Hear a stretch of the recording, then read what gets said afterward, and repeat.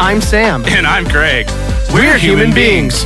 And we like movies. We'll be doing reviews of brand new releases, Old classics, entire sagas, and even TV shows and video games. This is Reaction Time. Hi, everybody. Welcome to episode 54 of Reaction Time Podcast. 45. What? I don't know. Craig is on drugs again, folks. Not the first time. Oh, gosh. We are going to talk for the first time about an entire TV show. Forever. You Them finally in love watched is Better in Call your Saul. soul. And for the first time in forever. It was good. We're talking about a TV show that was good, you guys, which honestly, like, Good? has it. Sorry, if we're only talking bad or good. Oh, okay, it was okay, good. okay. I was Okay, like- sorry. But I was about to get up from my chair and just like start. Yeah, I'm very scared. Yeah. So, I mean, we've talked about a few TV shows, but we've never gone through an entire TV show. We've talked about seasons. And really the only other one we've talked about that was like, oh yeah, that was good, was Loki. Yeah. And then other than that, it's been either one of us thought it was good and one of us didn't, or they were bad. So this will be interesting. Or again, just one season. Yeah, or just one season. Yeah. So here we are. This is going to be weird. Better Call Saul. Better Call Saul. Ended a year and a half ago. Mm, It ended in 2022, but I don't know when. It I was can't like remember. towards the end of 2022. Yeah. Today we will go no spoilers. Yes. Because there's a lot of spoilers in this show. So many. And then we will let you know when we're getting into spoilers so you can know what up. Okay? Darth Vader shows up. So first thing, Craig, do you like this show? And how much? So much. Yep. All the much. This was All the much. all the much. This is T-shirt. my 2022 favorite TV show. I forgot about that. Yes, it is. And this is easily a 10 out of 10 for me. Yeah. Yeah. It's a 9.99 for me. No, it's a 10. I mean, it's a 10. Yeah, I mean, there's it's- one thing that I don't care for fully, and that's just, and you're going to be like, oh, no, what? That's what I love the most. The opening credits song, I don't love. Oh, I That's 100% agree with that. Okay, fine. But that Breaking doesn't matter. Bad is so good. Breaking Bad is really good. That this one didn't quite hit This as one I well. don't love, but I do love the end credit song. Yeah. Bounce, bounce, Dude, it's It's so good. it's like almost Seinfeld. Oh, yeah. It's It's modern Seinfeld. It is modern Seinfeld. That's but that's, more murder. I think that's pretty much the complaint, Okay. which is pretty Wow, that's a pretty small complaint. pretty minor. Yep. If all you hate is the opening credit song, Yeah. and I don't think you probably hate it. No, I but don't just hate it. care It's just for like it. not my favorite. I would never sit through the credits. Did you notice, because you watched it pretty frequently, the first beginning was Yeah. maybe a little slow. Yeah. Did you notice that the intro every season got more and more distorted? I didn't notice it until I think the 6th season because I think I was skipping it so frequently. Like every time it popped up, I'd hit skip. Gotcha. So I only noticed once we got to the last season, there was hardly anything. It was like the blue VCR screen and then maybe something and then the blue VCR screen at the end. I was like, what is happening? Yeah, every season they just, it got a little crappier and crappier looking. I didn't ever notice that, but I skipped it every single Which makes time. sense. So yeah. Oh, that is Stupid interesting. Netflix. Stupid Netflix. Skip the intro. So let me say this. Okay. I just finished it literally days ago. Okay. If you like Breaking Bad, this is the show for you, for sure. Is it the same? No, but it feels the same. It feels very similar. I would definitely say the last couple seasons feel a little more like Breaking Bad. The first 4, I would almost say, are pretty different. Yeah. It's more kind of comedy in a way, more, I guess, less. There's some crazy moments, but it's not like, you know, this isn't meth, and like big explosions or anything like that. It's more like actor, like kind of craziness rather than like big explosions. What I would say is Better Call Saul is starts as a legal drama. Yes. With some drug related things that slowly morphs into a drug drama with some legal related things. Yes. Right. That's the progression of it. The story arc is small time lawyer ends with wow. The cartel. Like it's so insane, and it just kind of catches you by surprise, and then you're at the point where your jaw's on the floor and you have no idea how you got there. Yeah, which and I you can't love. stop watching it. Yeah, no, it's so good. So I mean, also this show, possibly more than any show I've ever watched, I never felt like it was being acted. No. Which is so weird. Oh my god. There's always somebody who feels like they're acting. And this didn't have that. Everybody was just the characters. It was like watching a documentary. We'll get into the spoilers, but my acting score is already a 200 out of 200. There are so many key moments in the show that are just so well. Yeah, it's almost wrong to say acted because it's like they're their real selves. Yeah, it's like this show actually happened is how it feels. For sure. Yeah. I don't know, man. It's one of those ones that's just kind of baffling. It's similar to, I don't know his name. I should know his name. But the main character's performance in Get Out. Oh, yeah. Where it's not acting. So good. He's the guy. That's real, know? So it's very cool. And the freaking grandma. And the freaking grandma. Oh my gosh, that scene's so good. So here's something that I wanted to say. As somebody who's seen it, as somebody who knows a few people that have seen the show, sadly, I don't know a ton of people. Breaking Bad was very big when it released, right? But I think it got bigger after it was over, and people were like, you need to watch this show. Yeah. You need to watch this show. And then it came on Netflix, and people were like, okay, I can watch this whole show now, right? So I think a lot of people's first watching of Breaking Bad was relatively close to when Better Call Saul came out.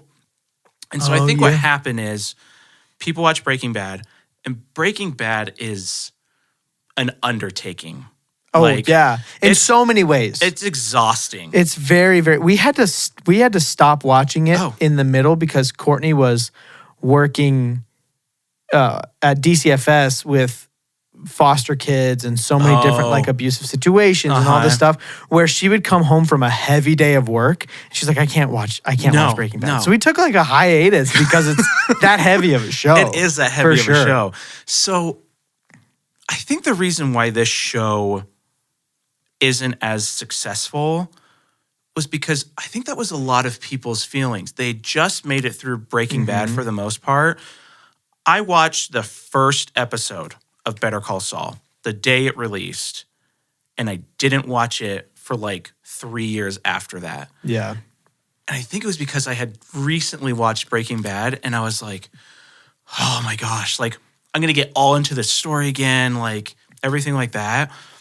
And I will say the first couple seasons take a little bit longer to hook you. Oh, the first episode, I didn't think I was going to watch the show. Right. I don't know if you remember me telling you, like, dude, when does this get good? Yeah. You even watched the first season, and I was like, keep watching, keep watching, keep watching.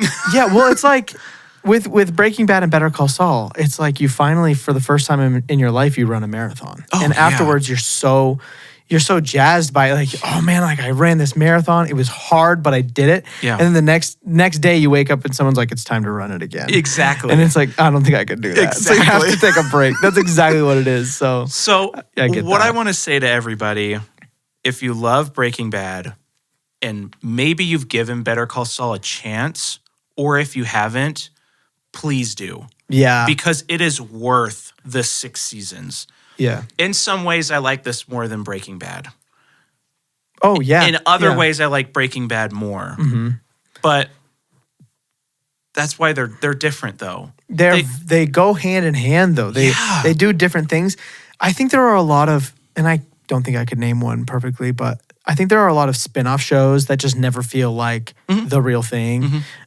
Marvel always comes to mind with that, where it's you love this thing and then they make a spin-off show of one of the characters and it's horrible. Secret and Invasion. Bummed. Yeah, Secret Invasion. Then there's this, and it's the perfect spin-off. Perfect. It's exactly what you want. It's what I've heard. What's the Game of Thrones spin-off? Dragon? A House of the Dragon. House of the Dragon. It's what I've heard that is, right? It's just this perfect spin-off. So I mean, yeah, give it a try. And it's also not to try to trick you into feeling okay, but it's kind of like a frog in boiling water. You know, that whole thing where you put the frog in the colder water and then you boil it slowly and it doesn't know it's dying. Yeah. So it's not one of those shows that kind of feels heavy right away, whereas Breaking Bad, pretty quickly, it's heavy. Well, even just him needing to kill the kid the first time. Yeah. They demonstrate it so well that it does feel very heavy, right? It's not like, because by the end he's killing people and it's like, okay, whatever. Yeah. But the first one's like, oh my gosh, like he's killing this person. Yeah. You know? So please, it's all on Netflix. Yeah. Go watch it. It's so great. good. It's so good. It will make you happy. And if the first seasons you're a little like, it's not that great, just keep going. Push through. It's worth it. It's so worth it. As somebody who has been where you are, it's worth it. I won't spoil anything for you here, I was basically but begging Sam to finish it. literally push through it. It is so good. so good. So yeah, I mean that's unspoilery. Okay. You ready to jump into it? I'm so ready for this. Okay, this is spoilers for Better Call Saul. We will spoil the whole big thing. things. Yeah. Big things. Yeah. If you're going to watch this at all, Please leave. We'd rather you have a good experience than get the plays. Yeah. Okay. Okay. What do you want to jump into? Well, I mean, let's. I should have broken up each season in my notes.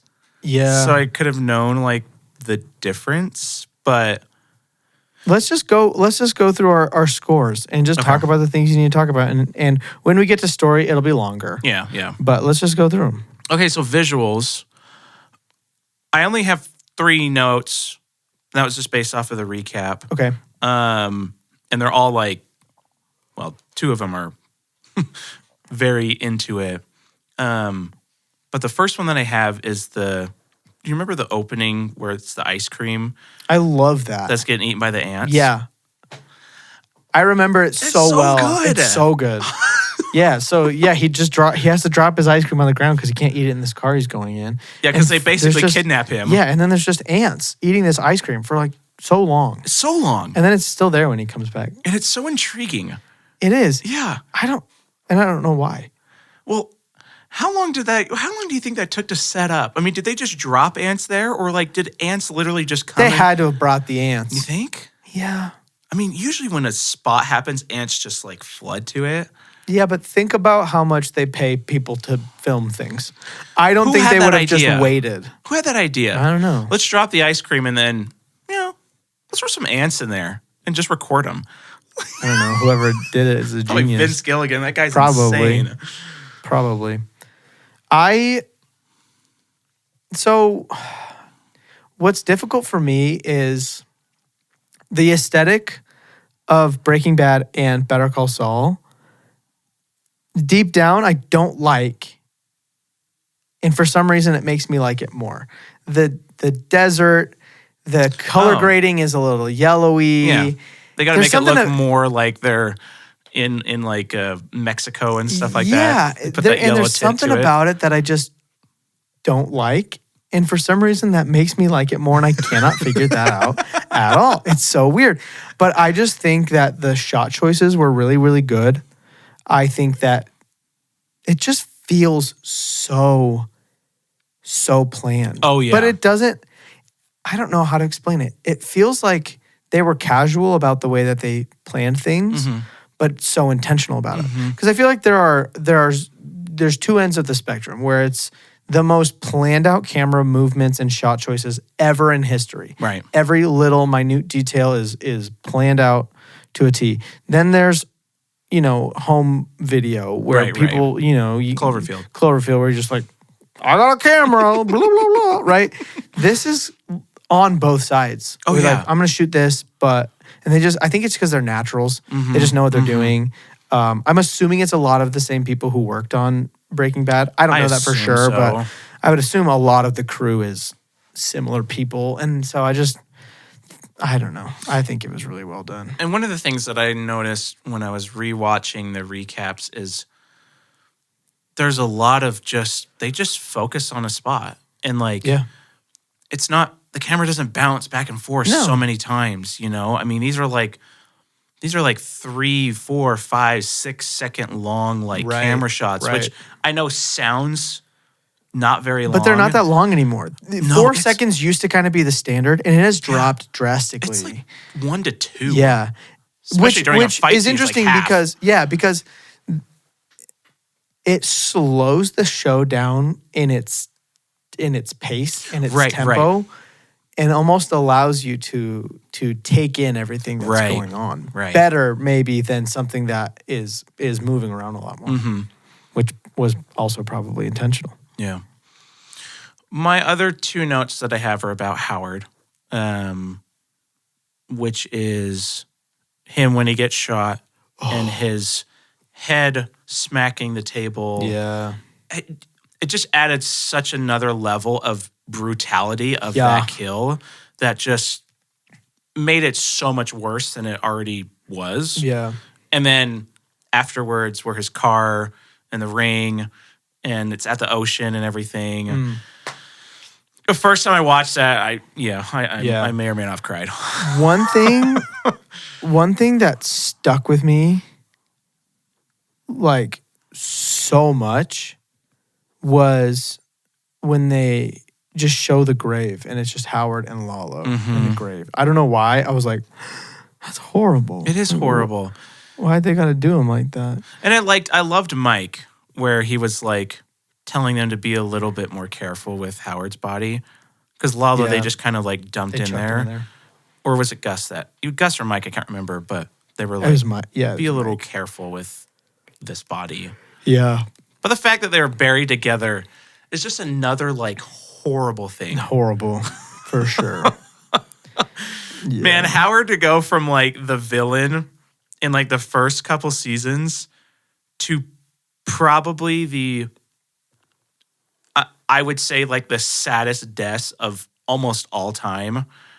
Yeah. Is insane. Oh, absolutely. Is insane. He really barely did anything wrong. He literally he was a almost little didn't even bit do anything wrong. He was a little Chuck bit of was a kind of a sleazy lawyer, just a little bit. But not even that much. And so sad. We'll talk about that scene later, but yikes. Yeah, man. Those are kind of my big visual notes. Also, when they would do the flash forwards in black and white, initially I hated it. And it just grew on me, and I was like, "Oh, I like that they're separating it this way. I like that I can't see I don't know.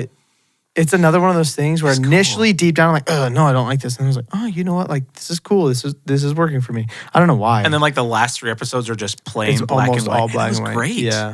Yeah, it's cool. What are you gonna give for visuals? It's hard because is there really? Does anything look bad? No. And there are some visual effects, really not a lot. Only when they get into killing people are there effects. I can name several, maybe even seasons, where there's really not any visual effects. No. At all. I mean, Kim gets in an accident, but... Yeah, which was good. Yeah, but it's like a continuous shot, so it's like probably not much visual effects there. I love the Gus and Lalo shootout where it's like totally dark and all you see is the flash of the bullets. Yeah. I'm going to give it a 200. I know, me too. I'm like, I don't know. Because everything they did... It's perfect. It's perfect. Yeah. The house lighting on fire looked so good. So sad. Also a sad death. But looked really clean. Really clean. Yeah. Yeah. They must have burned down some house, obviously. Yeah, they probably did. Yeah. Some old abandoned one. They had Christopher Nolan drop the nuclear bomb, hit one of the houses, burned that. Yeah. Yeah. They killed 2 birds with 1 stone there. Yep. They just were in cahoots. Also, they just did a really good job. I don't know where they filmed this, but they did a really good job of making you feel like it was in New Mexico. And I kind of doubt they filmed it in New Mexico. Well, I know in Breaking Bad, it's New Mexico because it's cheaper to film there. It's Albuquerque, New Mexico. I don't know if Better Call Saul is. Let's see. And then they add that yellow tint when it's supposed to be in Mexico, but it's just Albuquerque, New Mexico. Albuquerque. Jessica Albuquerque. Somebody Photoshop it. Principal photography for Better Call Saul's 6 seasons took place from June 2014 to February 2022. Like its predecessor. Better Call Saul is set in and around Albuquerque, New Mexico, with filming primarily taking place at Albuquerque Studios. There you go. Wow. Good for them. Yeah. They really did it. Well, I mean, they did a great job at making it look like New Mexico then. Solid. Okay. Everybody, all the costumes, everything like that looks super great. All right, story. Okay. Like I said, wow, this really got out of hand quickly. So like short recap. Yeah, give me the recap and just include your notes. Yeah, I'll try to like kind of include notes, maybe just skip over some. Okay. Sandpiper is where it starts out. Sandpiper is this old people's house, and Jimmy finds out that they're overcharging the old people like crazy. Right. So he goes to Chuck to get a lawsuit going because Jimmy wants to be a lawyer, but he's not quite there yet. Yeah. And Chuck is. And Chuck is Jimmy's brother. So Chuck sees, oh, yeah, this is going to be a great thing. Chuck brings it to Howard. Howard's like the main person at HHM. And Howard says, we'd love to do it, but Jimmy, you're not allowed to be a part of it. Which you later find out was actually Chuck not wanting Jimmy to be a part of it. They offer him a payout instead of being part of the right. Yeah. So that's kind of like where it like first starts is trying to get this massive settlement from Sandpiper. So then Kim and Jimmy start their own law firms. Kim goes to Mesa Verde, and I'm trying to like remember my notes too because I like kind of wrote them out of order. Kim tries to get Mesa Verde about the Sandpiper settlement, but Mesa Verde goes with HHM because Chuck talks about how bad Kim is in her like lawsuit and everything like that. Jimmy then changes some of Chuck's numbers, changes 2 numbers on the whole Sandpiper lawsuit, which is so good. He goes through so much work and goes to this copy place and cuts out individual numbers and just swaps them around. Yep. And then refiles the documents, which is incredible. It's kind of, that's the first big, right? Isn't that the first kind of big scheme? Yeah. Yeah. So nobody knows about it other than Jimmy and the copy paper guy. Yeah. So. Who he pays to say nothing. Chuck, basically they read the settlement. Mesa Verde doesn't have any faith in them because the numbers are wrong. So they go back with Kim. And Kim starts taking it over. Chuck knows that he doesn't do the numbers wrong and knows that it's Jimmy because Jimmy would be the only one that would do that and because what he did with Kim. So Chuck gets Jimmy and says, oh my gosh, I'm not a good lawyer anymore. I messed up these numbers. I think I'm going to retire and all that other kind of stuff. And Jimmy feels so bad that he confesses to Chuck about it. And as soon as Jimmy leaves, Chuck pulls out a tape recorder and he's been recording the whole thing because Chuck is now scheming on Jimmy. Chuck shows Kim the tape and Kim tells Jimmy that Chuck made the tape. So Jimmy, in his frustration, goes over and destroys the tape, which Chuck was hoping he would do because he's got a private investigator and Howard watching Jimmy destroy the evidence. So then Jimmy gets arrested. Jimmy gets arrested, and then this is like kind of the second part that starts the kind of craziness is Jimmy and Kim work together to manipulate Chuck because Chuck has had this. I don't remember what he calls it, like this electro. Yeah, he has like, basically an electromagnetic phobia, like sensitivity. Sensitivity, yeah. That is more a psycho, it's all in his head. Yeah. Basically. Yeah. Yeah. And Jimmy knows that, but Chuck, like, he can't, like, go around certain lights. He can't go outside. He can go around like any lights, Yeah. except for, if it's a non-electric light. Right. They have to remove all technology from all of the rooms he's in, legal offices, all of it. So Jimmy and Cam try to basically, I don't know if they sue Chuck or just expose him for who he is. Yeah. And so they go in the courtroom. They have all the lights off other than the exit signs. But before, Huel, if you've ever seen Breaking Bad, you know Huel, he plants a battery in Chuck's suit pocket. Suit pocket, thanks. Yeah. That was the word I was trying to go for. Gotcha. And so Jimmy's like, if you could feel the electricity, can you feel the closest spot and everything like that? And he's like, yes, I would know if there was something going. And he's like, do you feel anything like right now? And he's like, Jimmy, do you have something in your pocket? And he's like, as a matter of fact, I do. And he pulls out this cell phone. And Chuck's like, it's okay. And he opens it and there's no battery. And he's like, see, you're just trying to manipulate me. And he's like, what can I do to prove it to you? And Jimmy's like, can you reach into your suit pocket? And he pulls out a battery that's been fully charged that was planted on him like an hour and a half ago. Chuck then snaps. And it's like, basically, this is one of my favorite acting moments, and just like goes on about how Jimmy was like horrible and this like kid that was like stealing from his parents, and talking about like how he defecated through like a sunroof, and Chuck saved him and everything. He's like, I'm not crazy. And then he looks over and the freaking lawyer people are like, crap, you look crazy now because of what he did. So then they try to get Chuck to retire and give him like, I think it's like $8 million for retirement. Yeah. And Chuck declines. They want to go through with the Sandpiper settlement, but with supervision. So Howard will be watching over Chuck, and Chuck declines. So then Howard's like, well, we'll give you $8 million to retire. Yeah.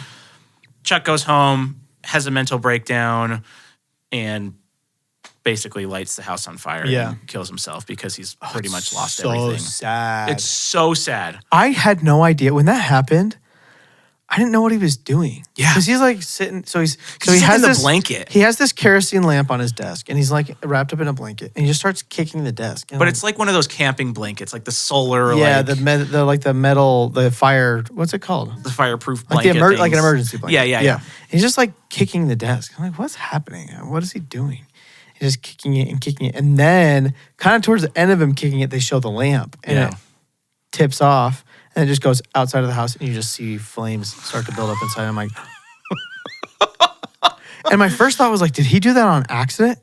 And then immediately I was like, no, he absolutely just lit his house on fire on purpose. Yep. Crazy. Yeah. So you kind of take a different tour. They introduce Gus again. Yeah. And he's building the meth lab that Walt and Jesse are in Breaking Bad. Yeah. And he hires this guy called Werner Ziegler. Who I love. And my favorite is Lalo. R.I.P. Werner Ziegler. He's like Ziegler? just the way he always says his name was so great. So Gus hires him to build a meth lab. I don't remember. It says Lalo kills someone trying to look into Werner. Lalo kills somebody looking into... Yeah, I think he's trying to look into see what Werner Ziegler is doing. Well, he goes to Germany. No, and he finds the wife. That kid. No, it's that kid in like the restaurant or something. No, it's the security.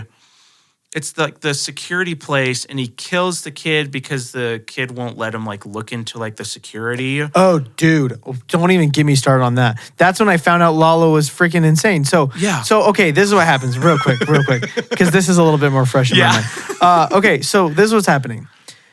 Gus has hired Mike to be in charge of security for this team that's building this underground meth lab under the laundromat place, giant industrial laundromat. Yeah. And the rule is they're not allowed to leave at all because they can't know where they are. Right. Or when they're done, they can talk, right? Yeah. So they've blindfolded them to get to them to this spot, all this stuff. And basically the guy who's in charge is all these German people. And the guy who's in charge is like, we need to get out. We need, stuff. And Mike is like, you need R&R. You need, to do something. So they take him to a bar, or I think it's a strip club, and let him do that. And Werner's like, thank you, but like, I need to see my wife. I can't just call her. I need to see her. And they're like, sorry, you can't leave until this is done. Yeah. And it's taking longer than expected. You have to finish. So German guy, Ziegler, ends up escaping. So Mike's searching for him. Lalo finds out that Mike's searching for him because Lalo is against Gus, and he's trying to figure out what Gus is building. Right. So he connects all the dots. He's basically following Mike's trail. He ends up at this place that Ziegler went to, which was just basically a knockoff Western Union, just like a money wiring. That's what place. It was. That's what it was. It's a travel wire. And he goes in. It's just this kid, 22, working. And Lalo's like, can I see like the security footage? You show this other guy. Let me see it. And he was like, sorry, I can't. And he like turns around and answers a phone call. He turns back around and Lalo's gone. And there's a ceiling tile missing, and you're like, so Lalo jumped through the ceiling. Okay, cool. And then you just see Lalo drop through the ceiling next to him, and he murders him. Yeah. Yeah. That's when you realize, because Lalo has this, what's so creepy about Lalo is he has this like unearned confidence.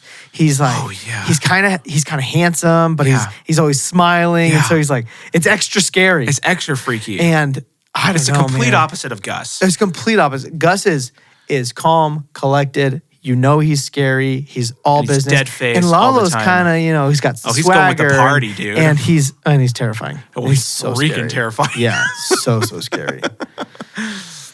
Okay, so that's right. So since Lalo kills the person looking into Werner, Mike has to kill Werner because he escaped and he got the kid killed. Right. And Lalo almost figured out because Gus right now is trying to stay in with the Salamanca family so that he can continue to build his stuff, but then also building this massive meth lab so that eventually he can get rid of the Salamancas and take over basically as the head honcho. Right.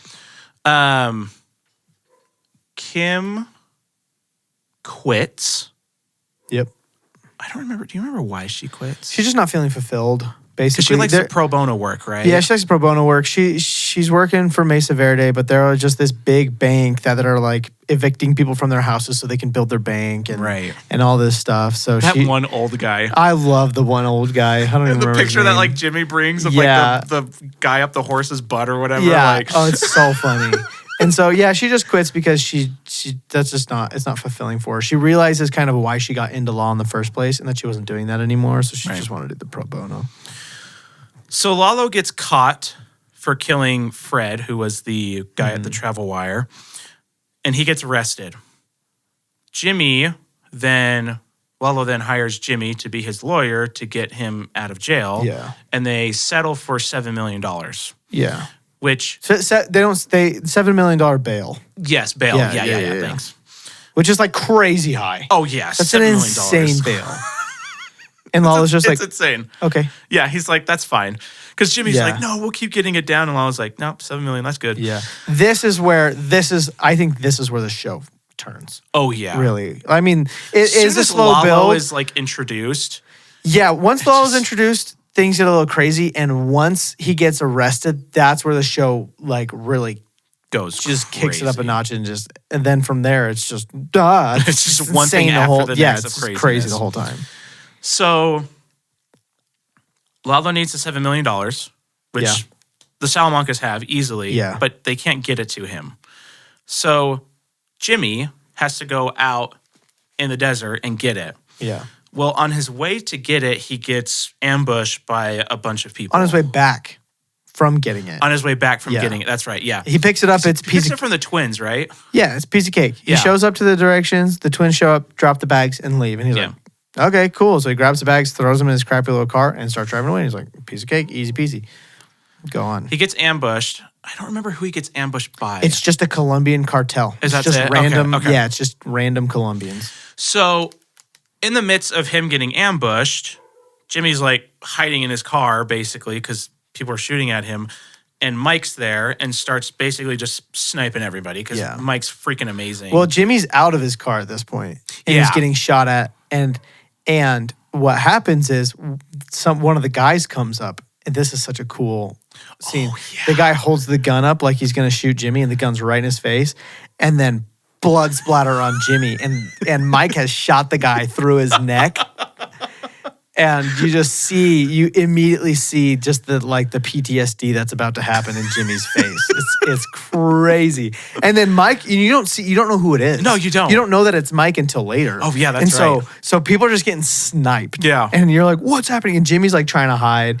Because he doesn't know if he's going to get sniped too. Yeah, he doesn't know who's shooting. Yeah. So it's crazy. And then Mike just comes out from a hill like holding this massive sniper rifle and just starts walking up to see if Jimmy's alive. Basically. Right. And this is really the first action sequence too of the whole show. Yeah, it really is. And we're in season 5. We're in season 5. Yeah. And we're almost towards the end of season 5. Yeah. So. Yeah. And it's good. It's so cool. Good. So. And one guy gets away. Oh, that's right. Yeah. And Jimmy's car is basically ruined, and so is everybody else's car. Yeah. So Mike and Jimmy have to walk the rest of the way home. Again, they're out in the middle of nowhere. So it's not like a quick just walk and I'm back to town. They're out in the middle of nowhere in this massive desert. Yeah. So they have to walk back home, which is one of my favorite episodes of him and just Mike just having a conversation, walking through the desert, just getting like worse and worse and worse in terms of like not enough water and all that other kind of stuff. They talk about like their biggest regrets. Jimmy has to drink his pee. 127 hours. Yep. James Franco shows up. It's like, what's up? I got a kid. And then they have to kill the last guy. And Jimmy's basically like a distraction. I'm confused about why they did that one. Because here's what happens. So Mike's like, the only way we're getting out of here alive, because this guy comes back and is patrolling basically. Oh, yeah. And he's like, the only way we're making it out of this alive is if we kill that guy. And so basically Jimmy goes out, all of the reflective material he owns to really show up. And the guy's driving at him. And Mike's sitting up on a hill and Mike snipes the guy. The guy crashes the car and blows it up. Like, I can almost guarantee you that guy would have stopped his car, and then Mike shoots him in the head and they drive off. I guess his thought is maybe the whole time they've just been patrolling. So he gets a straight shot of him coming towards Jimmy, which is like the perfect angle for him to make the shot. Yeah, but why not wait for the car to stop? Because then you don't risk blowing up the car. Well, how do you know the car stops? Just shoot stops? the dude. I guess you don't. What if he just runs over Jimmy? That's a risk he should have been willing to take. No, I don't know. That's all I thought. Well, I think he wanted to shoot him before they probably shot Jimmy. That's fair. No, that's fair. Yeah. So they make it home. Yeah. And he gets home and he tells Kim that everything was fine. His car broke down. Yeah. And she finds his world's like greatest lawyer and it's got a bullet hole through it. So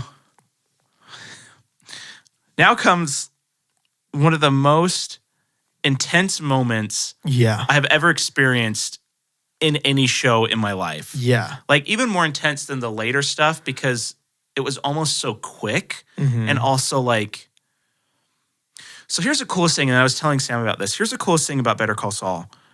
Every new person they've introduced, you have no idea what is their outcome. You don't know if they're going to live and you don't know if they're going to die. All the new people, right? Yeah. Nacho, Lalo, Kim, like Howard, Chuck, everybody. Yeah. You have no idea if they're going to make it or not. Obviously, spoiler alert, they all die. Except for Kim. Wow, I just realized that. Yeah, no, they all die. Bummer. So, what tips off Lalo to go ask Jimmy about it? Jimmy tells him that I don't think anything tips him off. I think he's just naturally suspicious. Right. Because Jimmy says so 7 miles. Maybe he gets word about the Colombian cartel or something like that. And Jimmy tells him 7 miles after I picked it up, my car broke down. And so he goes out 7 miles past where he picked it up and he finds Jimmy's car with all the bullet holes in it. Yeah. And then he's like, and it's BS. in a ditch. Yeah. It's not just broken down. Yeah, it's on pushed the off side a of the cliff. road. Yeah. So then, and then he goes to... So then Jimmy and Kim are just, at home watching a show, and Lalo comes in, and Lalo wants Jimmy to explain what happened. So many times. So many times. And every time it just gets more and more intense. And Jimmy's lying to his face every single time. Jimmy's lying to his face. He's like, I told you, my car broke down, all this stuff. And Mike knows because he was just with Jimmy. Yeah. So Mike's got freaking sniper. Yeah, Mike's up on the roof across from the building, looking through the window. But there's only one window. Yeah. And so like people keep moving. And so he's like, do I kill Lalo? Do I not kill Lalo? He's just kind of waiting for it to play out. And Lalo just keeps wanting Jimmy to explain what happened. And Jimmy says the exact same thing over and over. And then Kim's like, what do you want? And Lalo's like, well, I went out there and it was in a ditch. Why was your car in a ditch? And Jimmy's like, I didn't think I put it in a ditch. He's like, you didn't think you put it in there? And then he's like, there was bullet holes. And then Kim like just goes crazy and is like, he went out and did this for you. Don't you think that a bunch of kids would have come and shot up that car because there's a bunch of people that are always shooting out there? Which is like, props to her for freaking thinking of that lie. Yeah. Nobody dies in that scene. And you think everybody's about but to. I 100% thought Kim was dying at that moment. Yeah. Oh, it's so tense in that scene. It's so crazy. Oh, it's so crazy. So anyways, Lalo goes back home and he brings Nacho with him. Well, Nacho this whole time has been in cahoots with Gus. He's double agent. He's double agent. Yeah. Because the Salamancas basically said, we'll like kill your... No, they wanted to use his dad for like drug laundering and stuff. And then Gus gets Nacho on his side because I think he like kind of says we will kill like your dad if you're not helping us out or something. Yeah. I think he does something like that to make sure. Nacho's getting screwed by both sides for no reason. Yeah, basically. exactly.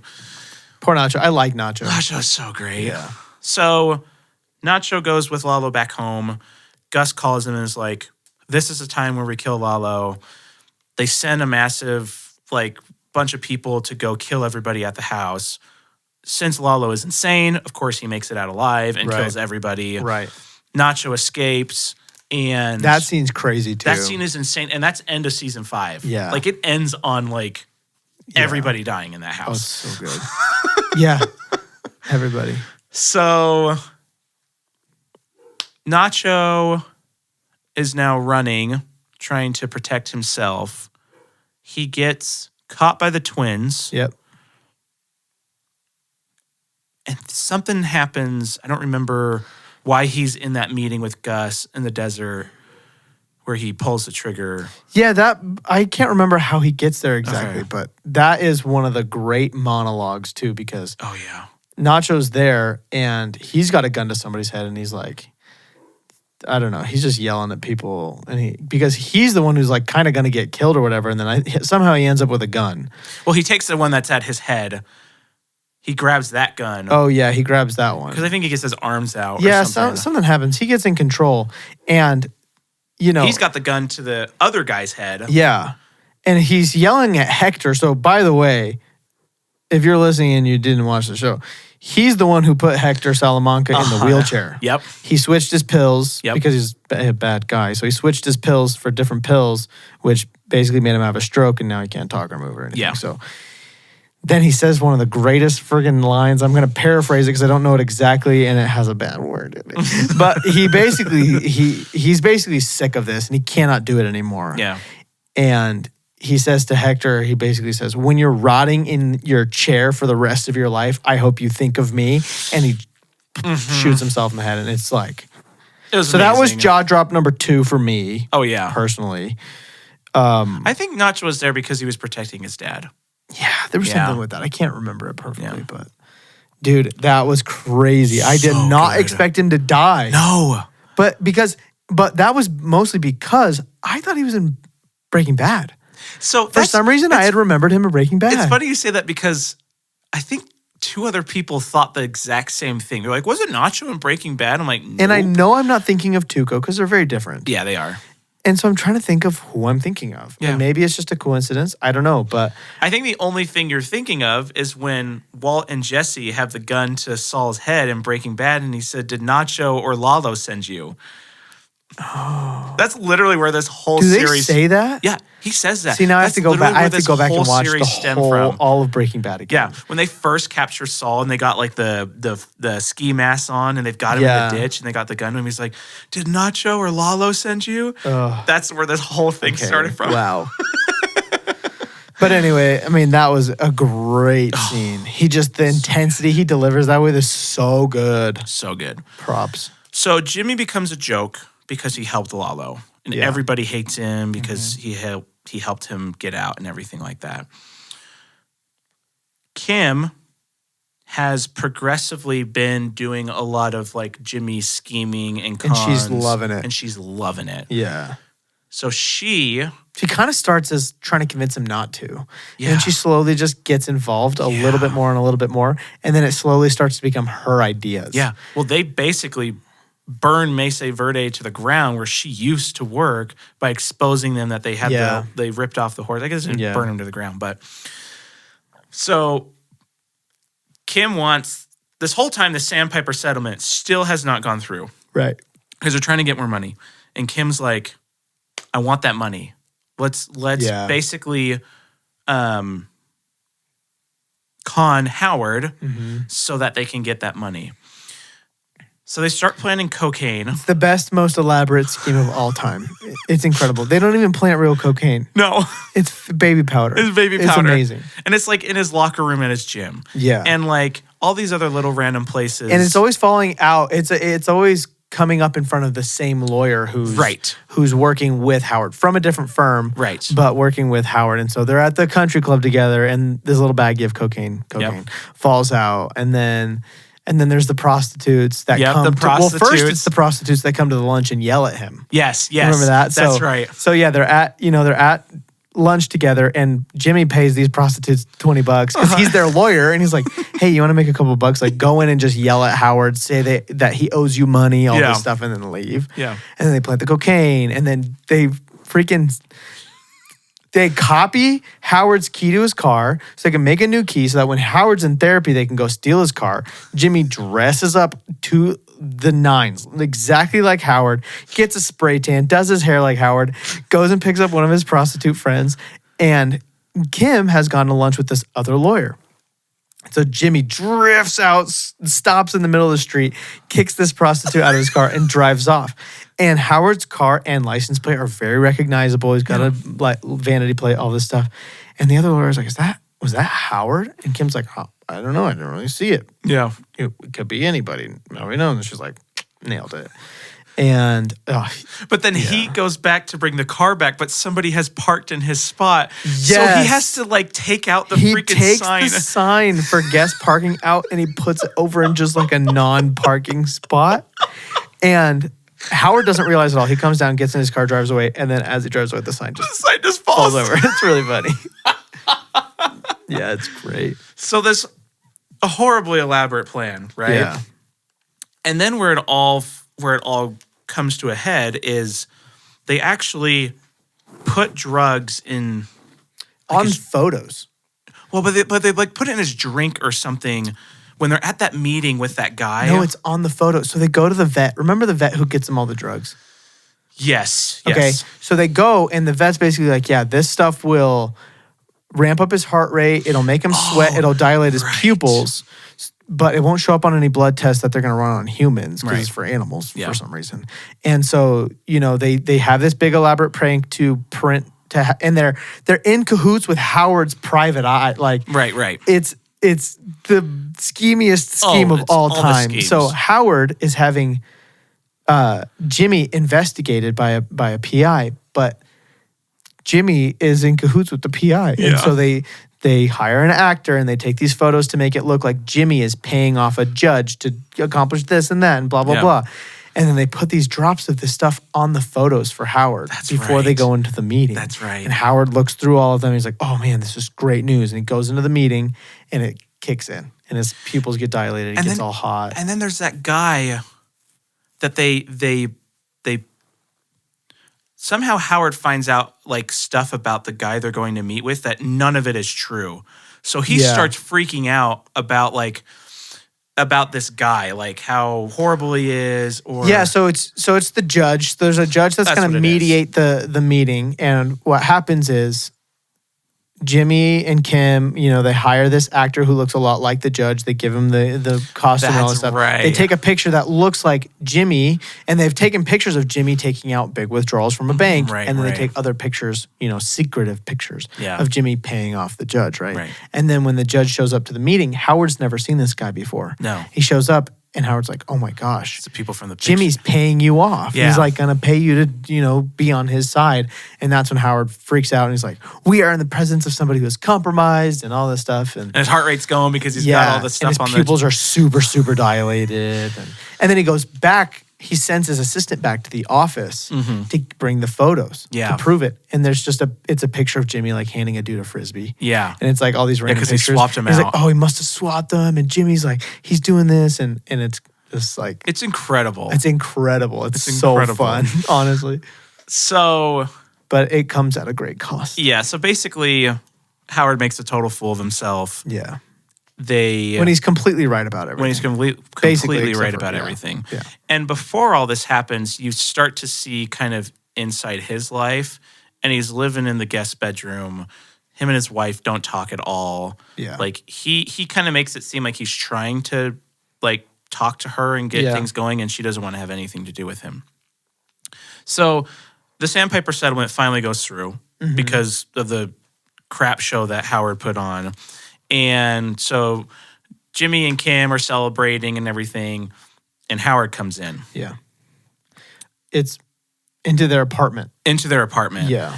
which is jaw drop, also one of the greatest acted scenes of probably Yeah. all time, just with everything. It's so good. Howard basically just rips him a new one. Yeah. And I think I thought I'd written some of it down. He looks at Kim because he's Howard knows, right? He knows everything. And Jimmy and Kim are still trying to play like, what are you talking about? Yeah. We're not doing anything like that.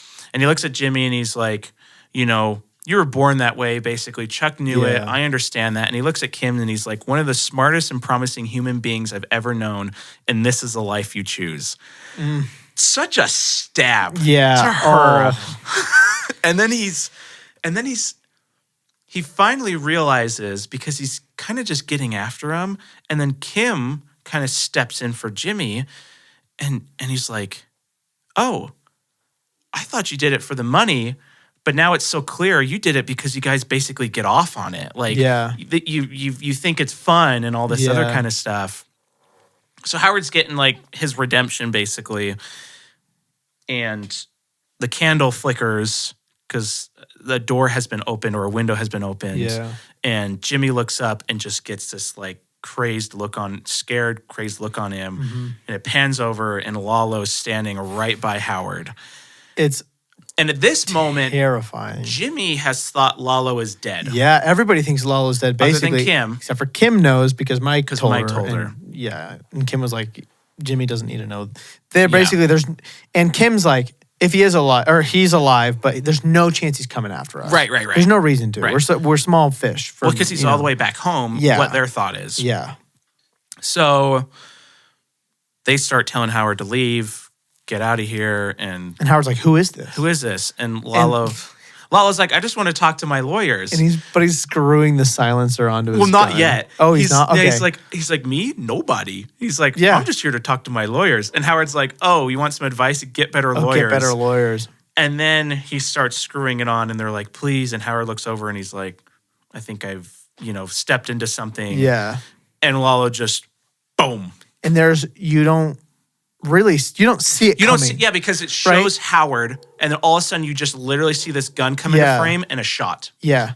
They don't give you time in this show to pre-process people's deaths. No. The same thing with Nacho, where Nacho just like, I hope you think of me, and you're just like, what?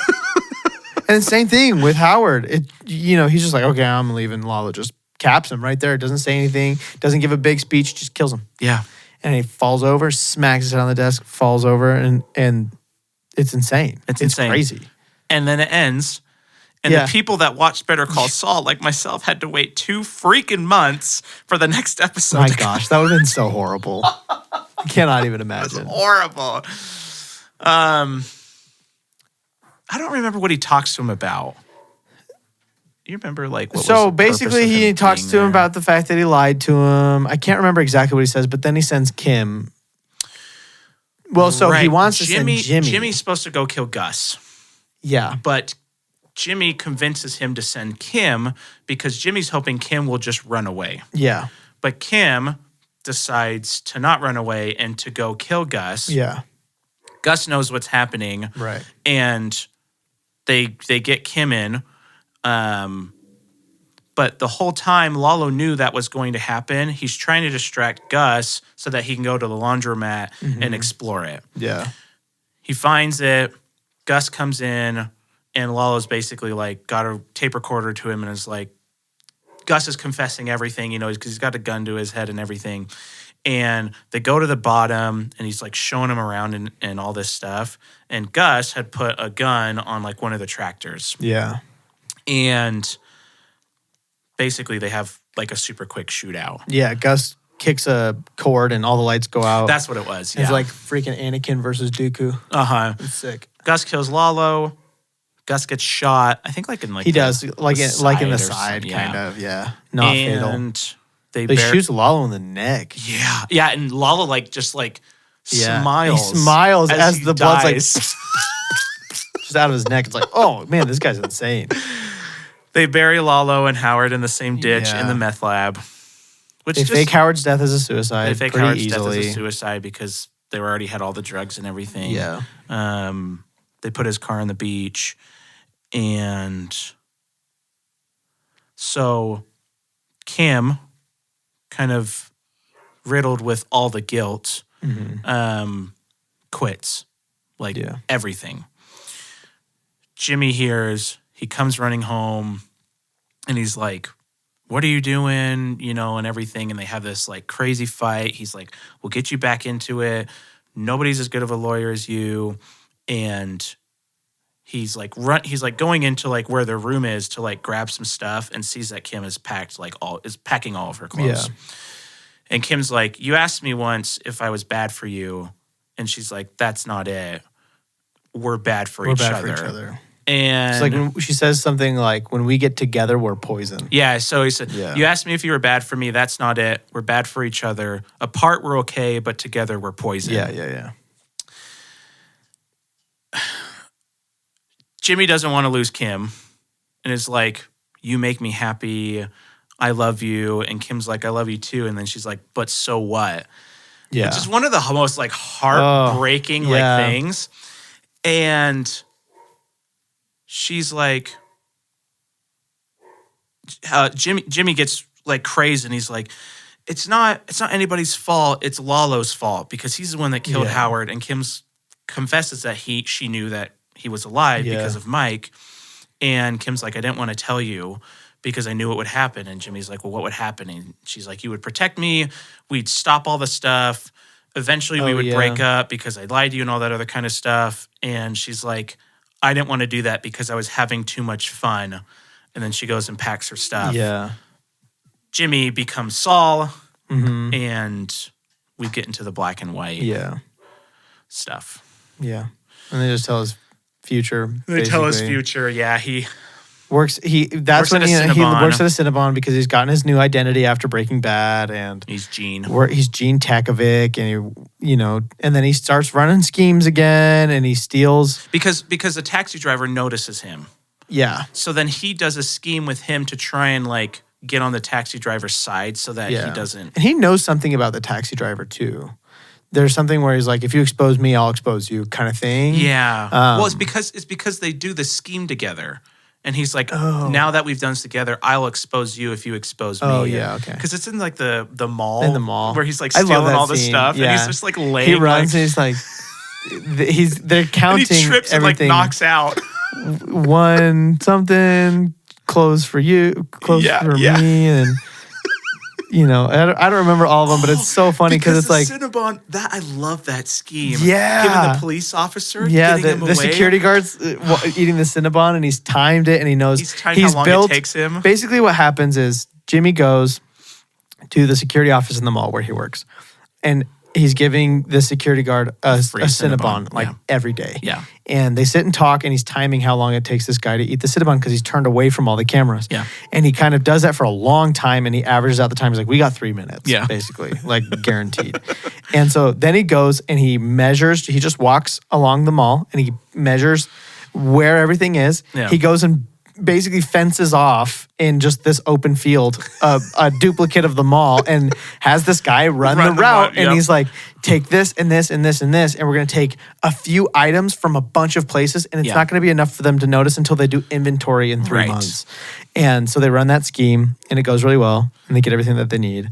But then he trips, and the guy he slips and he gets knocked unconscious. Also, that security guard is one of the main characters in Parks and Rec, and he's hilarious. Oh, really? Jerry, yeah.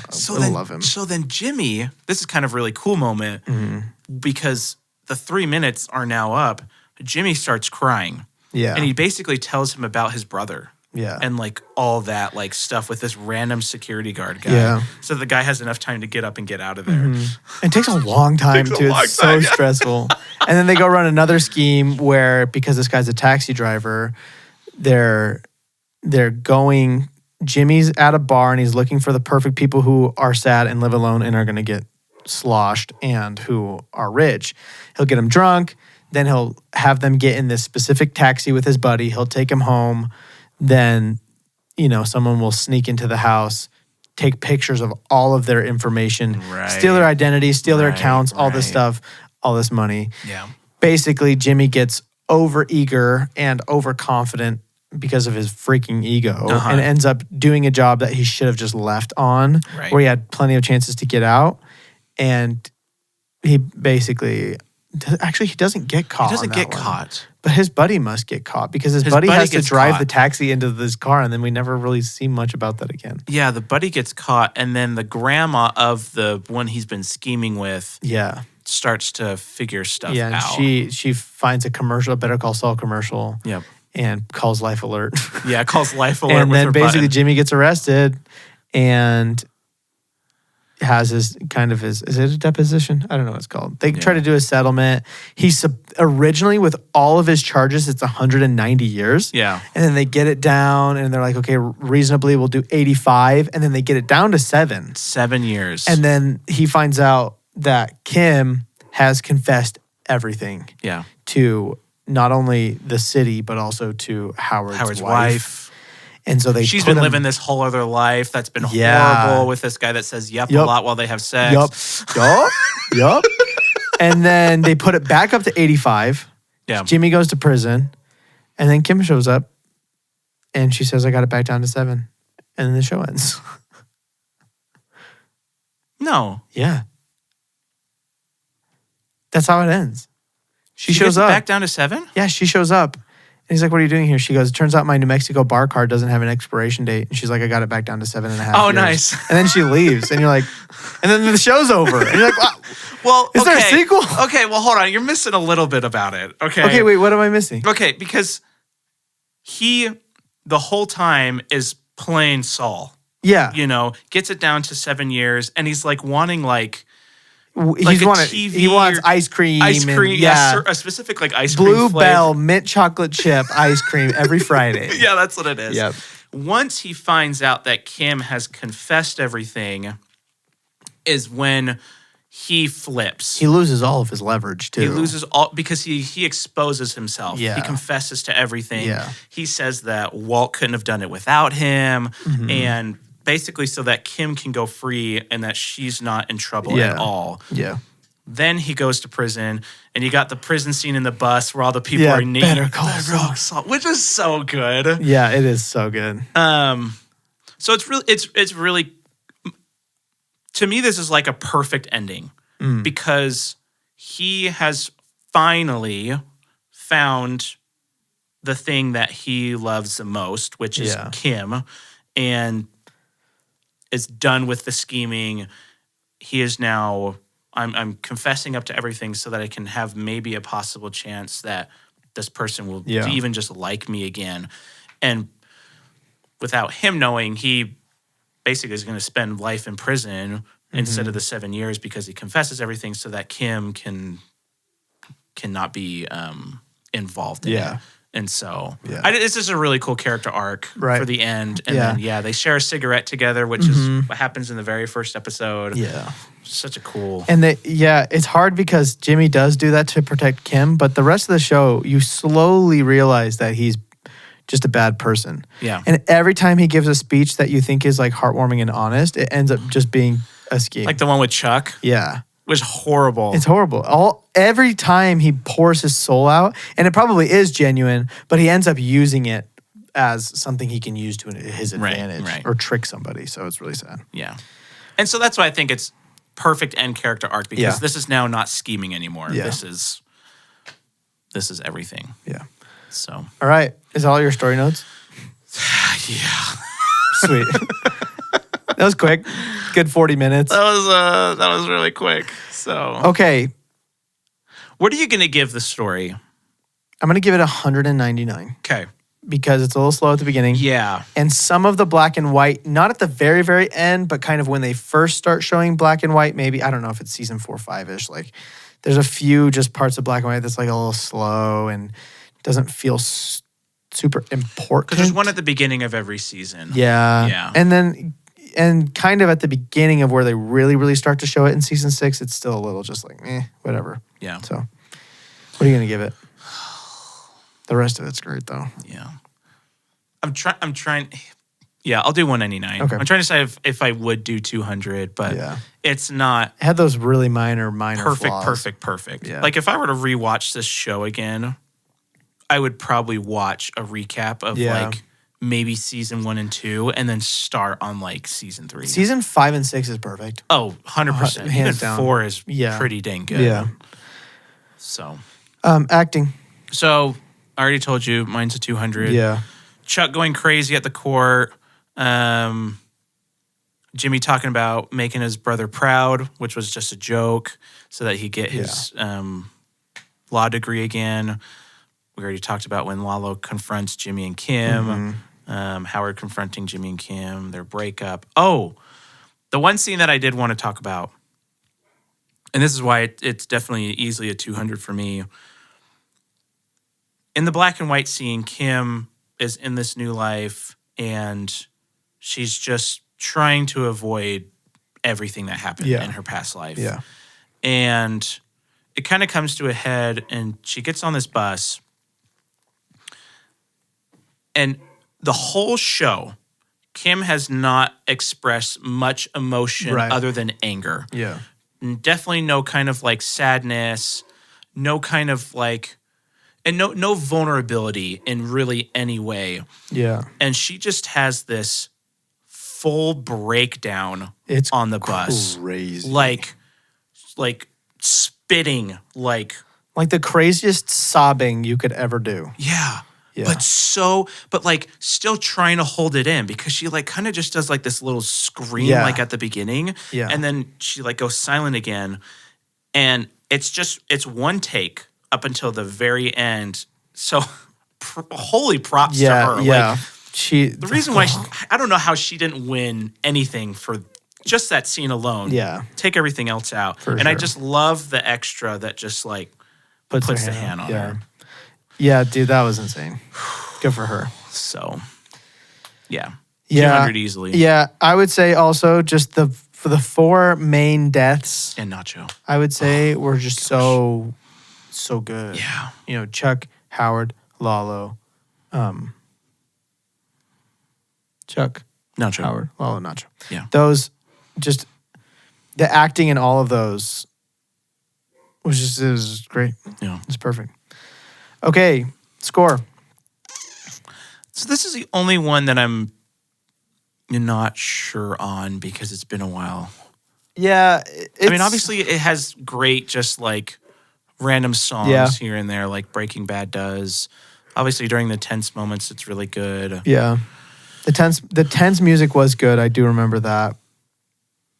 Love the end credit song. It gets stuck in my head sometimes. so good. Don't love the opening credit song. Good music choice where they need music. Mm-hmm. I think I'll give it like a 185. Okay. Just a kind of high dece. I don't know. I feel like I can't give it a score because I just don't know. Yeah, I'll do 187. Okay. Because the opening credit song doesn't bother me too bad. Okay, deal. Deal. Okay, vibe. 1. Yeah. Yeah. Same. Yeah. Trash. This is kind of like Secret Invasion, where the more I talk about it, the more I hate it. This is a 200. Even though it's slow at the beginning, the way you feel when you're done with the show is pretty close to unmatched. Yeah. You finish and you're like, you finish that marathon. The one thing, I am still going to give it a 200. The one thing I don't love, I guess just pacing wise, is I don't think I love that it ends in the future and that kind of the show builds up and it's crazy and then it ends kind of like at a lower energy, I think. That's the one thing where I'm like, I kind of want it to end like with a big bang and it doesn't, which I get why, so it's okay. But I think also if you were to watch till episode 10 of season 6 when he turns to Saul, watch Breaking Bad, then come back and watch the last 3 episodes, you kind of almost have to do that because it's like he turns into Saul and then all of a sudden it's like future stuff and then it's over. Yeah. But you have all this stuff in Breaking Bad that they didn't put into it. Right. But yeah. What'd you give it? Oh, 200. Yeah. What'd you give it? Oh, what I get? Oh, crap. All of it. 986. 987? 986. Okay. Nice. And I gave it a 984 then. Yep. Nice. Yeah. Yeah. But it's a 10 out of 10, folks. Oh, easy. It's a 10 out of 10. It's a 10 out of 10 overall, right? You break down individual seasons, as is with every show. Different seasons are different scores, right? Yeah. Season 5's an 11. Season 1 is a 7. Yeah, 7.5. You know, season 2's an 8. Season 3, 4, and 5, 9s, 9.5s, 9.8s. Yeah. 5 and 6 are 10s, 11s, 12s. So 15s. There are certain episodes that are 20,000 Oh out my of 10. gosh, I mean, it's just certain things work different ways. Yeah. Yeah. Okay. But it was freaking great. It was very congrats to this show. So that is Better Call Saul. That is Better Call Saul. That's our first full TV show. Woo! Sick. Next up, The Office. I'm just kidding. Well, we'll do it right now. Do it right now. Let's start it. Wow. Any final words? Who are you going to call? Saul Goodman. Better Call Saul. Better Call Saul. Yeah. No, I don't have any final words. Yeah, we say this all the time, but watch the show. Please. It's worth it. Worth it. It's not crazy long. No. It's 6 seasons, 10 episodes a pop. Other than the last season's 13. Episodes are 40 minutes to an hour generally. Yeah. But they're all really good. Yeah. So once you really started watching it, it took you like maybe a couple months. Yeah, once because I watched kind of season 1 slowly and I was like, lame. And I think it took me a minute to start season 2. Yeah. No. I started season 2 right away. I watched like 3 episodes and then I took a break because I was like, whatever, it's kind of boring. I was like, and then I got into it and then I think just the frequency that I watched it with ramped up equal to how much energy the show was bringing, which was really funny. It was like, okay, I watched one episode. And then I'd wait like a few days. I'd watch another episode. And then a couple of days later, I'd watch another episode. But something crazy would happen. So I'd watch another episode the next day. And then I watched the last season and a half probably in a week. Yeah, like or maybe so. like a couple days. Pretty fast. Yeah. I watched the last probably 8 or 9 episodes in 2 days. Yeah. I think. It was a weekend, but still, I did it, So, yeah. Great show. Very good. Props. Yeah, there's not a lot out right now, so no. So if you're waiting, If you're waiting for something, this is your guy. We want to try and see Argyle. Oh, yeah. I want to try and see it. Comes out on my birthday. Oh, but probably nice. the day before my birthday because things that say it comes out on Friday really comes out on Thursday. That's right. Somebody make that into a song. Thursday. No, birthday. Okay. Well. Anything else? Nope, that's it. This has been your favorite podcast. Oh, your favorite podcast. Your favorite. Yeah. Rico Enchiladas. Ooh. Are counting tacos in orange nalas, like the lions. Tipsy igloos make extra. We will see you guys next week. You've done that so many times. It's all about the inflection, right? Because if I say make extra, that's fine. You can make extra. I make extra sometimes at my job. I do when I make tipsy extra, igloos. and then it ends. That's what hurts. It's horrible. It's like what I heard. This is a rumor, but I heard that Mozart was such a brilliant musician and almost had OCD about it that his father, to wake him up, would play a scale but would not play the last note. So No Mozart way. had to get out of bed and go play the last note. So dun dun dun Dude, if dun that's dun real, dun. Nothing. That's amazing. Good father. Okay, everybody. Goodbye. Good father. Good father. Good father, and goodbye. Like, subscribe, And rate the ring the bell doorbell for notification. Ring- Notification. notifications.